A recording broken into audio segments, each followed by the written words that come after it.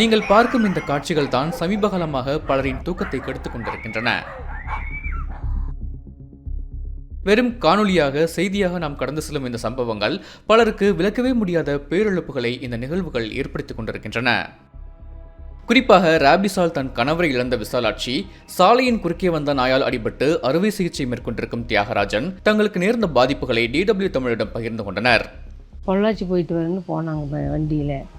அங்கே ஒரு 10 நாய் சண்டை போட்டுட்டு இருந்ததுங்க. நாய் ஒரு வண்டியில் இருக்கவே பிடிச்சி காலில் கடிச்சிடுச்சு. ஒரு நாள் வாக்கிங் போயிட்டு வந்தார். காலையில் கொஞ்சம் தண்ணி குடிக்கலான்னு தண்ணி குடித்தாங்க. அந்த தண்ணி உள்ளே இறங்கலை, அப்படி மேலே செஞ்சிடுச்சு. வருமானம் போச்சு, உயிரும் போச்சு, ஒரு நிம்மதியும் போச்சு. நாங்கள் எல்லாமே இழந்துட்டோம். அந்த ஏரியாவில் பார்த்துட்டிங்கன்னா ஒரு 3 நாய்க்கள் ஒட்டுக்கா இருக்கும்போது ஒரு நாய் குறுக்கு நான் வந்துட்டு இருந்த வண்டி குறுக்கு விழுந்துருச்சுங்க.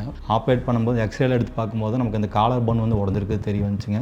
அதுபோக 2-3 ரிப்பில் அடிபட்டுருக்குது அப்படின்னு தெரிய வந்துச்சுங்க எக்ஸ்ரேயில். இந்த சூழ்நிலை பார்த்துட்டு இப்போ டாக்டர் என்னை ஒரு 3 மாதத்துக்கு ஓய்வெடுக்க சொல்கிறாங்க. இந்தியாவிலேயே ராபிஸ் மரணங்கள் அதிகம் நிகழ்ந்திருப்பதும் தமிழ்நாட்டில்தான்.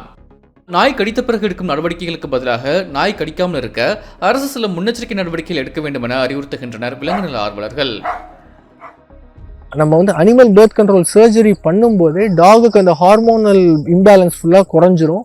அந்த ஹார்மோன்ஸ்லாம் குறையும் போது ஆட்டோமேட்டிக்காக டாகுக்கு அக்ரெஷன் எல்லாமே குறைஞ்சிரும். ஸோ இப்போ ஸ்டெர்லைஸ் பண்ணிவிட்ட டாக்ஸ்லாம் பார்த்தீங்கன்னா எக்ஸ்ட்ரீம்லி ஃப்ரெண்ட்லியாக இருக்கும்.